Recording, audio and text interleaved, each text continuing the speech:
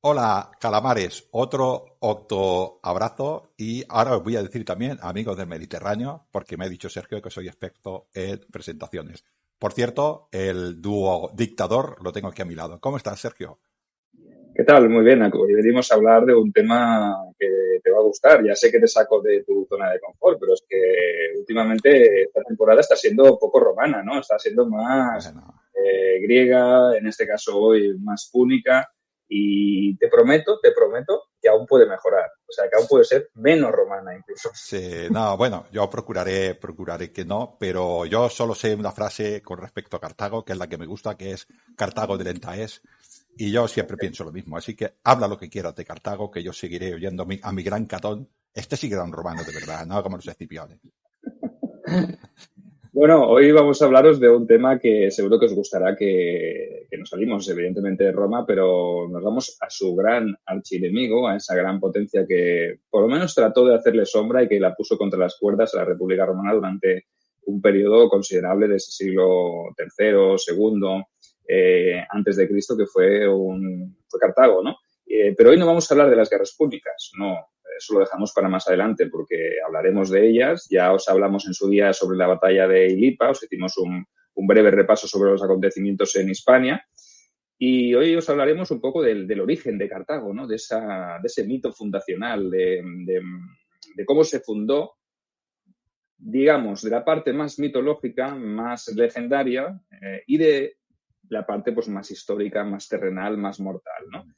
Todos los grandes imperios, todas las grandes civilizaciones se basan en mitos fundacionales en los cuales pues, siempre aparecen personajes de carácter divino, ¿no? O sea que, sin ir más lejos, nuestra querida llamada Roma se basa también en un mito fundacional que procede de aquel momento que también tratamos en su día, ¿no? De la guerra de Troya, ¿verdad, Ángel? O sea Sí. que el componente A ver, legendario y ese aura mística siempre está en torno de está, las grandes fundaciones. está, como tú dices, Sergio, está la realidad del mito, o sea, lo que es verdad, que es el mito de Eneas, y estas cosas que dicen los historiadores y estudiosos y arqueólogos, que bueno, intentan acertar, ¿no? Tienes razón, en la antigüedad todas estas ciudades, es ironía, que la gente lo entienda así, Sí, sí, sí. todas las ciudades intentaban ir a esa época, estaremos de acuerdo, Sergio, esa época en que los dioses y los hombres vivían, hablo de las ciudades de aquella época, ¿no? En que los hombres y los dioses convivían en la tierra de una manera bastante normal, ¿no? Y todo, en este caso, el mito también viene a Troya, o sea, todo va a parar a Troya porque Troya es una guerra, siempre lo hemos dicho, de hombres y de dioses, y esto también tiene que ver con el mito fundamental tanto de Roma como de Cartago. Sí, básicamente porque los destinos de Eneas y de, en teoría, la Cartago primigenia o la Cartago originaria, ¿no? Que se funda ahí en el norte de África, pues parece que se cruzan esos caminos, ¿no? Eneas aparece en cierto momento en su periplo, después de dejar de abandonar Troya, aparece en las costas del norte de África y allí se junta pues con esos digamos, proto-cartagineses, ¿no? De esos cartagineses que se han exiliado, que son dirigidos por la reina Dido, que, como sabéis, bueno, ya os digo, no sé si lo sabréis, pero Dido no era el nombre real de ese personaje, sino que Dido, en la tradición, se significa fugitiva, ¿vale? Entonces, quizá así ya vamos intentando entrelazar la parte más legendaria con la parte más real, ¿no? Más humana. Pero bueno, en principio sabemos que esta reina Dido pues, era una refugiada de Tiro que había marchado pues, por X motivos que os explicaremos a continuación y se cruza con Eneas y allí pues, se produce un episodio también del cual os hablaremos a continuación. Pero antes de eso, pues diríamos que hay que buscar un poco las fuentes, ¿no? Las fuentes que nos hablan sobre cuál pudo ser verdaderamente el origen de esta potencia, de esta ciudad que acabaría convirtiéndose en una potencia que le disputaría el control a Roma en el Mediterráneo, ¿no? Entonces, sí que es verdad que hay ya ciertos datos, encontramos ciertos datos de cuestiones de datación, que es lo más complicado, ¿no? Todos sabemos que a partir del siglo XI, siglo X antes de Cristo, empiezan a aparecer esas ciudades en el cananeas, en el Líbano, en la zona de la costa del Líbano, que son las ciudades fenicias, ¿no? Que podrían ser, ya que estamos, y que hemos hablado muchas veces sobre el final de la Edad del Bronce, podrían ser pueblos del mar, ¿no? Esos pueblos del mar que se establecieron en zonas concretas y aparecieron estas ciudades, especie de ciudades-estado, ¿no? Que son asentamientos que se unen en población autóctona y aparecen estas ciudades fenicias, ¿no, Ángel? Yo creo que es factible, ¿eh? Es fantástico cómo se cruzan. No hace mucho hicimos un programa sobre los pueblos del mar, ¿no? Y en esta zona había unas ciudades unas protociudades, ¿no? Bastante importantes. Y después de ese silencio, de estos 200, 300, 400, dependiendo de la zona, años, ¿no?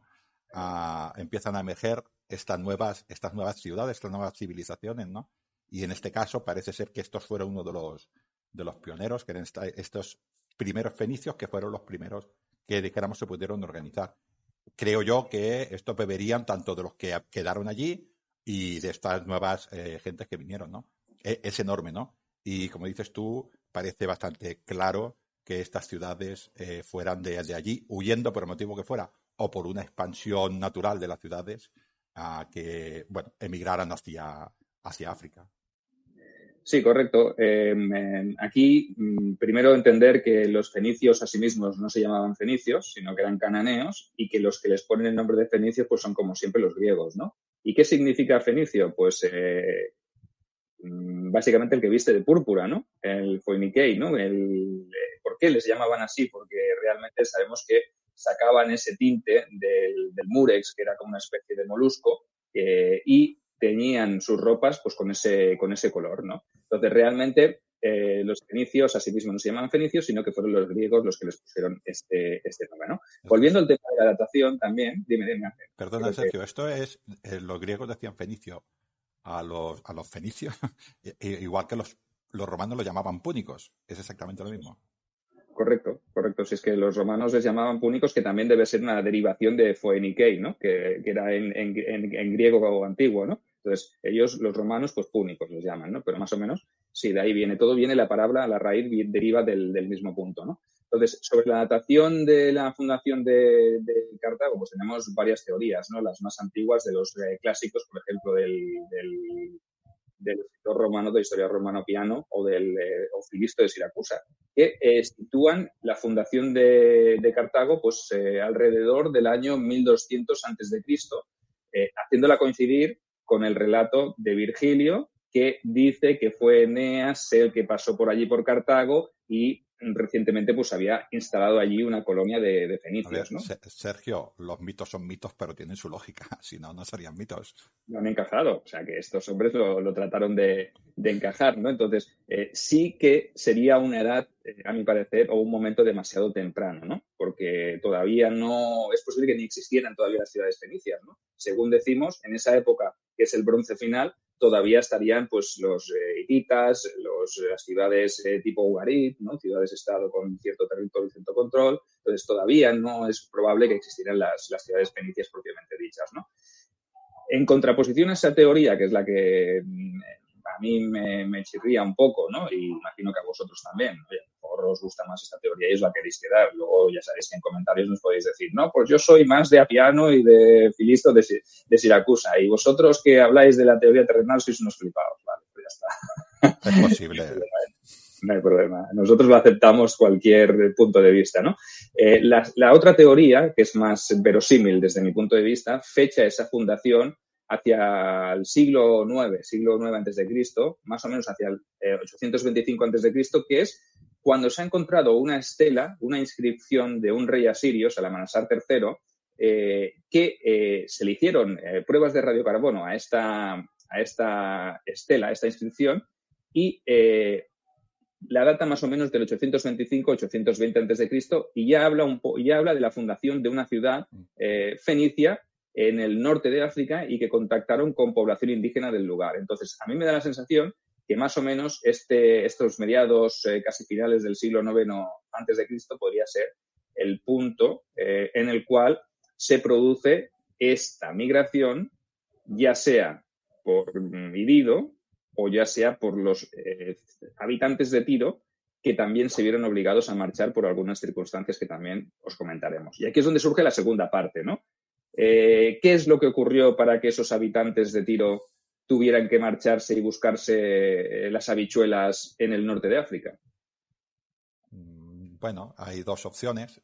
Una que es bastante posible, lo digo porque pocos años después, estamos hablando de una época, Sergio has hablado del siglo VIII o del siglo VII o del siglo VI, nacen todas estas ciudades de la Helade o de la Jónica, o sea, quiero decir que la civilización helénica, la protohelénica todavía, o lo que nosotros llamamos de manera muy extensiva griegos, ¿no? Están empezando a surgir, ¿no? Y lo hacían de esta manera también los griegos, este tipo de colonias. Cuando tienen una población, una superpoblación, pues lo que hacen es, aparte de sus habitantes, pues van a otras tierras a intentar buscarse la vida, ¿no? Pero esta manera a mí tampoco me gusta mucho. A mí me gusta más, Sergio, esta que explica, que también estaría un poquitín en el mito, pero que nos explica que es una huida eórica de una heroína como la diosa, como la reina Dido, y que a través de ella coge a un pueblo y se la lleva a esta zona, ¿no? Un poquitín imitando a Eneas para que nos entendamos. Sí, porque el mito de la reina Dido pues viene un poco ahí, ¿no? Y es que en la estela que os hablábamos de Salmanasar III se hace mención a un rey de Tiro, llamado Mutón o Matán o algo así, ¿vale? Que ya sabéis que las fuentes a veces pues cambian los nombres según el origen y según el punto en el que se encuentre esa fuente, ¿no? Entonces, representa o dice el mito que este Mután tenía dos hijos, un tal Pigmalión y una tal Elisa, ¿vale? Que al morir él, pues los dos pues entran en una especie de disputa para ver quién se hace con el trono de Tiro, con el gobierno de Tiro, ¿no? Evidentemente, el chaval Pigmalión tenía 11 años, pero era varón, con lo que su hermana pues lo tenía bastante complicado. ¿Qué hizo la hermana, que era Elisa, que era, entre comillas, Dido, ¿no? Elisa es Dido, ¿vale? El nombre real de esta Dido era Elisa. Pues ¿qué hace? Pues ella se casa con el hermano de su padre, que es el sacerdote del dios Melcar, ¿vale? Para tener pues una seguridad, una protección, etcétera, etcétera. ¿Qué hace Pigmalión? Pigmalión lo que hace es asesinar al marido de su hermana, al reciente marido de su hermana, y ella pues se ve obligada a tenerse que marchar y a exiliar para salvar su propia vida. Y lo que hace es llevarse consigo a una cantidad de habitantes de Tiro que le siguen, que le son leales, y emprende un viaje pues al estilo Eneas, ¿no? Un periplo, para en Chipre recoge más gente, la diosa Astarte le bendice, le dice que tiene que ir hacia el norte de África, que allí encontrará su destino, llega hasta la zona de Cartago, donde sería se establecería la ciudad de Cartago, y allí pues entra en contacto con esa población indígena, ¿no? Como una especie de númidas, los protonúmidas, ¿no? Los que tendrían que ser númidas más adelante, ¿no? Allí pacta con ellos y aquellos indígenas le dicen, oye, pues nosotros no queremos aquí extranjeros, ha venido aquí a pisarnos el terreno y a invadirnos, y vete a saber, si vienen estos, a lo mejor vendrán más, ¿no? Entonces lo que hacen es, le dicen, bueno, pactamos contigo, te cederemos el trozo que pueda ocupar la piel de un buey. ¿Y qué hace Dido, Ángel? Es Hombre, curioso. Dido era una mujer plenamente formada, ¿no? Probablemente de una buena civilización, y llegó a aquellos hombres y dijo, la piel de un güey, pues la voy a cortar a tiras finas, muy finas, muy finas, muy finas, y hizo un buen perímetro para su nueva ciudad. Con lo cual hizo un buen negocio. Aquellos se quedarían pasmados, ¿no? Digo, ¿cómo ha podido sacar tanto territorio? Pero ella obedeció lo que le dijeron. Claro, se fundaría esa zona de lo que era la zona de Birsa, del promontorio de Birsa, que fue después el Acrópolis, la zona más elevada y más grande, o sea, más antigua de la ciudad de Cartago, y Birsa pues significa eso, piel de buey. O sea que realmente pues ahí hay un contacto o una relación. No sé, que es verdad que la fugitiva, Dido, les tomó el pelo a los protonúmidas, ¿no? Yo creo que ahí fue muy inteligente, ¿no? Y es cuando se entrelazan luego las historias, ¿no? Porque luego aparece Eneas y Eneas viene con sus refugiados de Troya, si os fijáis, es lo mismo, o sea, son una huida por unas circunstancias X, cada cual pues tiene sus motivos, pero son los dioses los que les ponen en camino y hacen que los dos destinos se crucen. El destino de la fundadora de Cartago y el destino de el que será el que llegará luego al Lacio, entrará en contacto con todos los reyes locales de allí del Lacio y sus descendientes serán los encargados de fundar Roma. O sea, como veis, es el primer contacto entre las dos potencias que se disputarán en un futuro la hegemonía en el Mediterráneo. Incluso, Sergio, la otra versión que hay de la llegada de Dido allá, ¿no? Es que dice que se mezcla con esos reyes locales, ¿no? Con estas protonúmidas que había allí y de los cuales sale pues una raza, bueno, Cartago, ya no sería Fenicia, sino que sería, dijéramos, Cartago. Este mestizaje es exactamente lo mismo que lo podemos extrapolar a Roma con Rómulo y las Sabinas. Otro mestizaje a lo cual sale un pueblo diferente, dijéramos, al que ha llegado. Ya no son troyanos los que son romanos, sino con los latinos y con los sabinos. Este mestizaje, todos estos mitos se repiten bastante. Es lo que tiene ser poeta, utilizar los mitos antiguos y hacerlo todo encajar. Es que si os fijáis, todo encaja vamos, Ángel, esto es una cohesión brutal, el mejor pegamento del mundo, ¿no?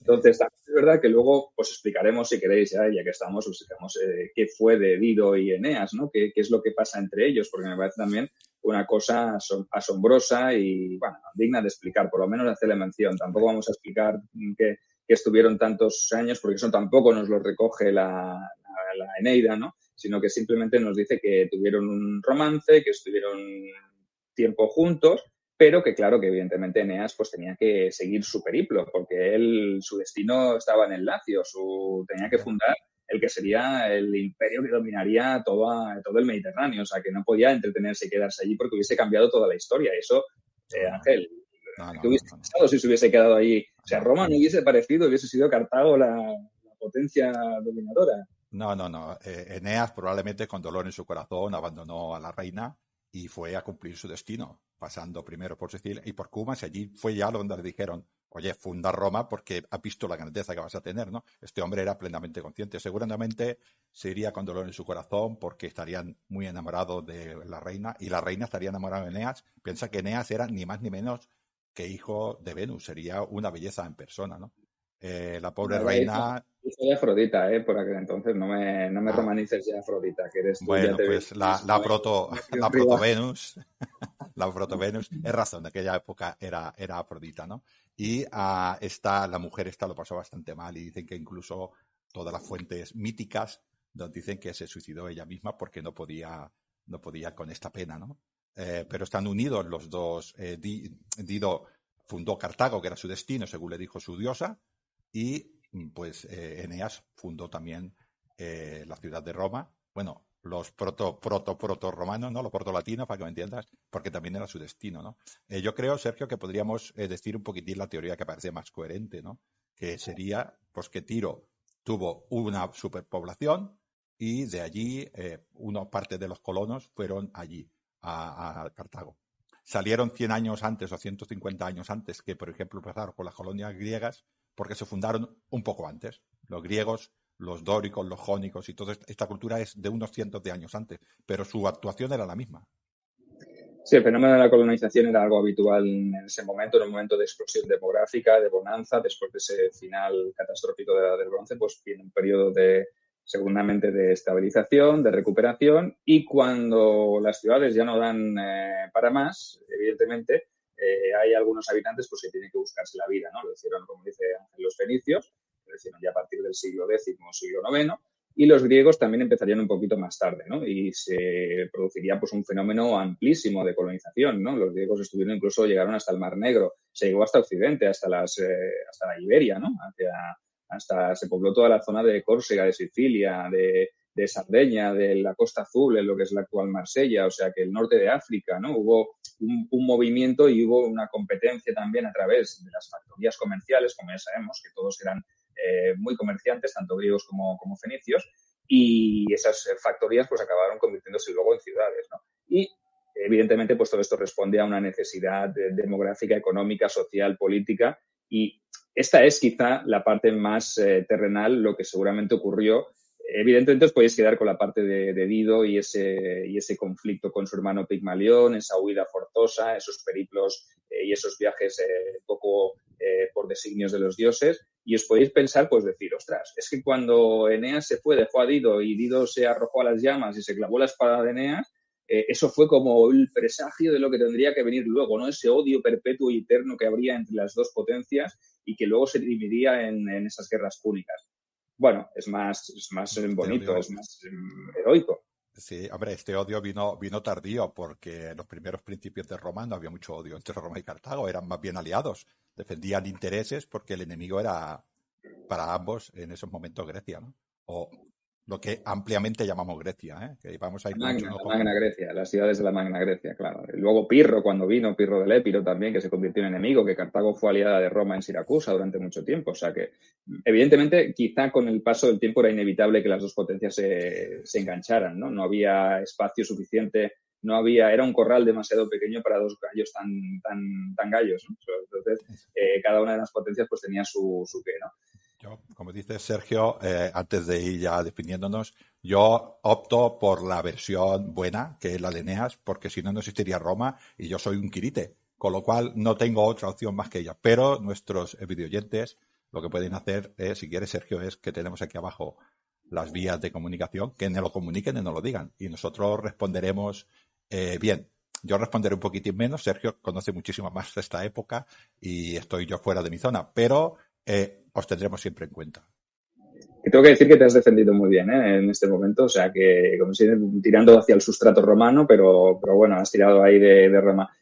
No te descarto, más adelante, no os descartamos tampoco a vosotros, que en esta temporada seguiremos hablando de menos de Roma y más de otras culturas y otros pueblos del mundo antiguo, porque también nos estamos emocionando. Yo, más el peso que tengo yo, porque como este era mi año, ¿no? Ángel, todavía. Sí, este es tu año, pero no se sabe nunca en Roma cuándo puede suceder. Me estoy pasando un poco, ¿no? Me estoy pasando tres pueblos, ¿no? No, hay que hablar, Sergio. Me vas a hacer hundido. No, hay que hablar de todo y conocer historia antigua. De todas maneras, aunque hablemos de una época temprana, todos estos territorios fueron conquistados por Roma, así que hablamos de Roma. Tarde o temprano la cosa acabaría llegando, el orden se acabaría estableciendo. Bueno, calamares, pues ya sabéis lo de siempre, suscribíos a los canales, a YouTube, Sergio Alejo Gómez, y a iVoox en el programa de Ángel, Lingdom en Roma. Y ya sabéis, nos dejáis cualquier duda, cualquier pregunta en los comentarios. Así que sin más, pues nos vemos la semana siguiente. Cuidados, calamares.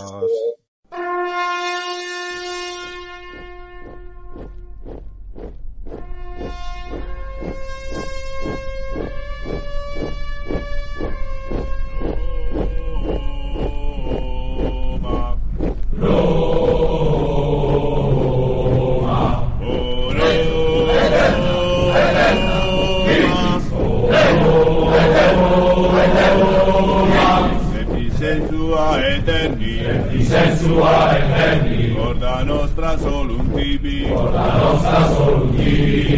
sensua eterni, vita nostra solum tibi, Leo eterna, victis, Leo eterna, victis, Leo eterna, victis, Leo eterna, Permette sos alivia, vola d'aquila legionu, sopra terra Britanorum, vola d'aquila legionu,